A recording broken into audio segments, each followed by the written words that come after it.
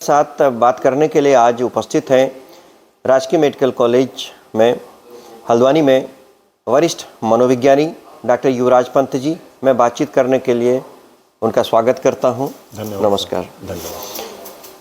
जैसे कि ऑटिज्म यानी कि स्वलीनता, अपने में ही खोए रहना, अपने में ही मस्त रहना, और मस्त रहना नहीं, मस्त रहना तो एक पॉजिटिव सेंस आ जाता, अपने में ही इस तरीके से खो जाना कि अपनी सारी दैनिक दिनचर्या और सारे काम को प्रभावित करना, उससे और सारी समस्याएं पैदा हो जाना। हम सवाल शुरू करते हैं, आखिर यह समस्या क्यों शुरू होती है?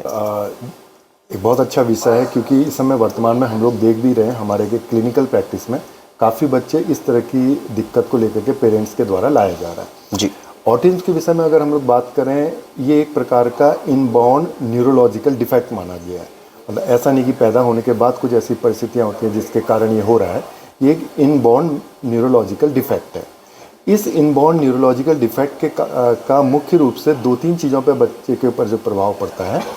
सबसे पहला तो बच्चे के संचार पर, उसका कम्युनिकेशन स्किल्स जो है वो ख़राब हो जाती हैं, वो प्रॉपर्ली सोशली कम्युनिकेट नहीं कर पाता है। इस बीमारी को हिंदी में कहा जाता है स्वलीनता। बच्चा अपने आप में ही रहना पसंद करता है, वो अपनी ही चीज़ों को एक अपने पैटर्न पे और अपने तरीके से करता है।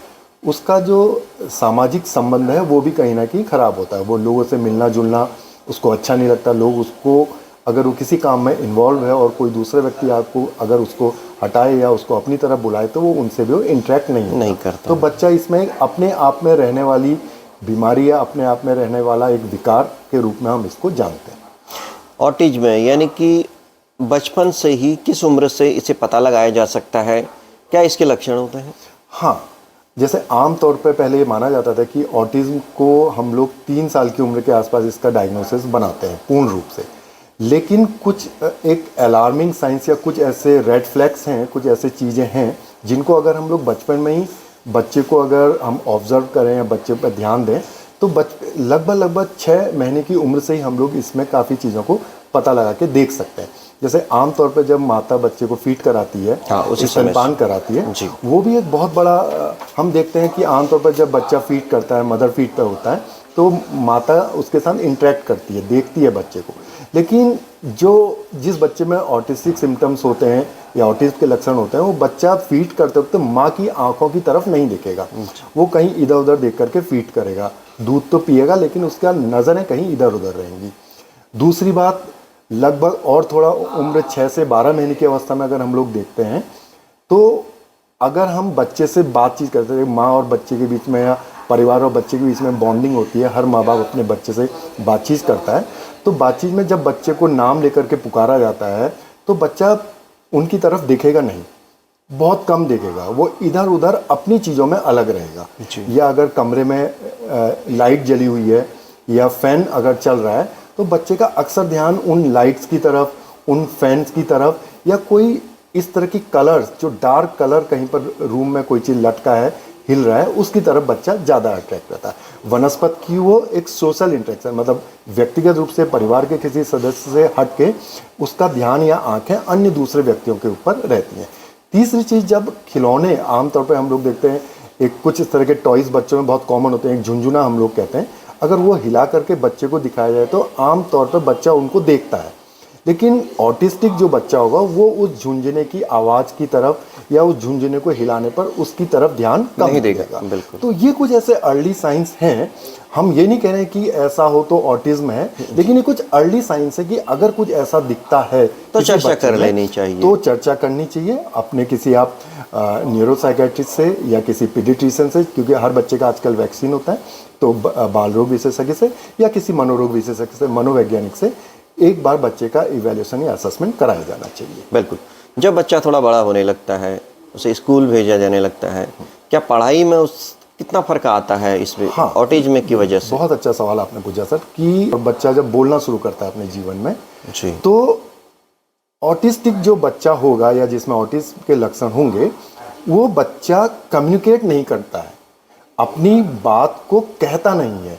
अगर उसको माना कुछ चीज़ चाहिए भी, अगर उसको पानी चाहिए, उसको बिस्किट चाहिए या कोई दूसरी चीज़ चाहिए, तो अपने पेरेंट्स को, माता पिता को या परिवार के अन्य सदस्य को उस जगह पर ले जाके उसकी तरफ को आंख से देखेगा, और एक विशेष प्रकार की आवाज़ निकालेगा, बात को बोल नहीं पाता है, ना भाषा के तौर पर ना शारीरिक हाव भाव के तौर पर। इसकी वजह से उसकी पढ़ाई प्रभावित निश्चित रूप से, और क्योंकि वो इंटरेक्ट नहीं करता है स्कूल में बच्चों के साथ, दूसरे बच्चों के साथ, स्कूल में टीचर के साथ इंटरेक्ट नहीं करता। जैसा हमने पहले भी बताया कि ये एक स्वलीनता है, बच्चा अपने आप में रहना, अपने आप में खेलना, अपने आप में कुछ अलग तरह के व्यवहार में वो इन्वॉल्व रहता है। तो जब अलग तरह के व्यवहार में इन्वॉल्व रहता तो काफ़ी बच्चों में देखा गया कि बच्चों में ऑटिज्म के साथ साथ कई बच्चों में हम लोग इंटेलेक्चुअल डिसेबिलिटी है, जिसको हम लोग कहते हैं मानसिक मंदता, वो भी कुछ बच्चों में पाई जाती है। और इसका सीधा प्रभाव बच्चे के शिक्षा पर भी पड़ता है, बच्चे की पढ़ाई पर भी पड़ता है, और उसका एकेडमिक्स भी कहीं ना कहीं ख़राब होने लगता है। बिल्कुल। जब पेरेंट्स को लगता है कि इस तरह की समस्या है, इस तरह के लक्षण अपने बच्चे में दिख रहे हैं, तो उसको किसके पास जाना चाहिए? क्या इसका उपचार किस लेवल तक संभव है? हाँ, सबसे पहले तो हमें समझना होगा कि जितनी जल्दी हो सके हमें बच्चे को असेसमेंट कराना चाहिए। जैसे आमतौर पर एक हमारे समाज में ये धारणा है कि बच्चा बोल नहीं रहा है, तो पेरेंट्स इंतज़ार करते हैं कि क्योंकि उन्होंने सुना होता है कि किसी दूसरे का बच्चा इतनी उम्र में बोला, या हमारे परिवार में कोई बच्चा बहुत लेट बोला, तो उस लेट के चक्कर में वो लोग वेट करते हैं। क्योंकि हमें ये समझना है कि हम लोग इस तरह का जो न्यूरोलॉजिकल डेवलपमेंटल डिसऑर्डर, जिसमें ऑटिज्म ये एक बीमारी है, जितनी जल्दी अगर इसका हम लोग निदान कर पाएँ तो हम लोग इसमें इंटरवेंशन उतनी जल्दी शुरू करेंगे। तो सर्वप्रथम अगर बच्चे में अगर किसी तरह का कम्युनिकेशन को लेकर के या भाषा को लेकर के दिक्कतें आती हैं, तो आमतौर पर पेरेंट्स किसी नाक कान गला रोग विशेषज्ञ के पास जाते हैं। वो बच्चे के सुनने की क्षमता का, क्योंकि ये माना जाता है कि जो बच्चा ठीक से बोल नहीं पाता या नहीं बोल पा रहा है, तो कहीं ना कहीं उसमें सुनने का अभाव है, होगा। तो वो ENT विशेषज्ञ इसमें सुनने की जांच करता है, और ये उसमें निकल के आता है बच्चा सुनने में ठीक है, मतलब उसको सुनने संबंधित कोई समस्या नहीं है। तो अगर सुनने संबंधित कोई समस्या नहीं है तो निश्चित रूप से एक अलार्मिंग हमारे माइंड में एक अलार्म बजना चाहिए कि सुनने की समस्या नहीं है, इसका मतलब बोल सकता है, बोलने की क्षमता उसमें है, लेकिन कम्युनिकेट नहीं कर पा रहा। तो यहाँ पर हमें उसको किसी मनोवैज्ञानिक के पास, किसी मनोचिकित्सक के पास, या किसी पीडियाट्रिक साइकेट्रिस्ट के पास, या किसी पीडियाट्रिशियन बाल रोग विशेषज्ञ के पास ले जाके बच्चे का मूल्यांकन किया जाना चाहिए। अब इसमें पेरेंट्स का क्या रोल होता है कि ऑटिज्म वाले बच्चों को किस तरह से उसे ट्रीटमेंट देना चाहिए? हाँ, ऑटिज्म के ट्रीटमेंट के लिहाज से अगर हम लोग देखें कि हालांकि इसके लिए, क्योंकि ये इनबॉर्न न्यूरोलॉजिकल एक डिफेक्ट माना जाता है, तो इसके कारण इसका कोई मेडिकल ट्रीटमेंट होता नहीं, मतलब कोई ऐसी हम दवा दें जिससे कि ये ठीक हो। लेकिन कई चीज़ें इंटरवेंशन बच्चे के साथ की जाती हैं। जैसे बच्चे का, क्योंकि कम्युनिकेशन लेवल पर बच्चे को दिक्कत होती है, तो इसमें स्पीच थेरेपिस्ट का रोल होता है, इसमें ऑक्यूपेशनल थेरेपिस्ट का रोल होता है, इसमें रिहेबिलिटेशन साइकोलॉजिस्ट का रोल होता है, जो कई तरह बच्चे के अंदर जिन चीज़ों में कमी होती है वो चीज़ें बच्चे के व्यवहार चिकित्सा के द्वारा पैदा की जाती हैं, या जो चीज़ें बच्चा नहीं कर पा रहा है उन चीज़ों को डेवलप किया जाता है, या जो एक्स्ट्रा चीज़ जो बच्चा ऐसा कर रहा है जो कि कहीं ना कहीं उसके विकास में बाधक है, उन चीज़ों को मिनिमाइज़ किया जाता है। उसमें कई बार हमें दवाइयों की मदद भी लेनी पड़ती है, तो इसमें हमने पीडियाट्रिक न्यूरोलॉजिस्ट या साइकेट्रिस्ट के भी इसमें ट्रीटमेंट के तौर पर इसमें शामिल किया जाता है, क्योंकि कुछ दवाएं दे करके बच्चे के इस तरह की समस्याओं को शांत या कम किया जाता है, ताकि उसकी जो व्यवहारिक चिकित्सा चल रही है वो ठीक ढंग से चलती रहे। बताया कि हमने 6 महीने के दरमियान ही यह दिक्कतें शुरू हो जाती हैं या लक्षण पता चलने लगते हैं। क्या उस समय भी उपचार, क्या ऐसा संभव है कि उसमें सही उपचार किया जा सकता है? हाँ, जैसे 6 महीने की उम्र से अगर बहुत जल्दी हम लोग अगर ये माने, क्योंकि हम लोग डेफिनेट तो कह नहीं सकते हैं कि 6 महीने की उम्र की बच्चा कोई ऑटिस्टिक है, लेकिन अगर कुछ हमें इंडिकेशंस मिल रहे हैं और कई चीज़ों में असेसमेंट करके अगर हमें कुछ ऐसे इंडिकेशंस मिल रहे हैं, तो कई तरह की सेंसरी थेरेपीज़ ऐसी दी जाती हैं बच्चे में कि वो जो लक्षण आगे चल के बढ़ें उनको उसी स्तर पर न्यून किया जा सकता है या कम किया जा सकता है। किस लेवल तक पहुंचता है ऑटिज्म और इसके क्या घातक परिणाम हैं, या फिर यह उपचार जो है, अगर हम उपचार प्रक्रिया ये सारा अपनाते हैं तो क्या ये पूरी तरह ठीक हो सकता है, या कितना हम नियंत्रित कर सकते हैं? हाँ, पिछले 10-15 सालों में जो कि अपने जीवन में काफ़ी अच्छा कर रहे हैं, चाहे वो कला के क्षेत्र में हो, चाहे अन्य दूसरे क्षेत्रों में या शिक्षा के क्षेत्र में। अभी एक ऑटिस्टिक हमने बच्चा देखा, अभी 2 बच्चे आए थे, तो उन्होंने 12th पास किया है। तो कुछ बच्चों में कई तरह की थेरेपीज़ और कई तरह के इंटरवेंशन से बच्चों को इतना स्किल या इतना ट्रेंड थेरेपीज़ के द्वारा किया जाता है कि कई बच्चे अपना स्वयं का जीवन यापन भी कर लेते हैं। लेकिन अगर हम लोग इंटरवेंशन में देरी होगी या जो थेरेपीज़ हैं उनमें अगर देरी होगी या हम थेरेपीज़ को अगर नकारें, क्योंकि कई बार इसमें पेरेंट्स का एक बहुत बड़ा रोल है।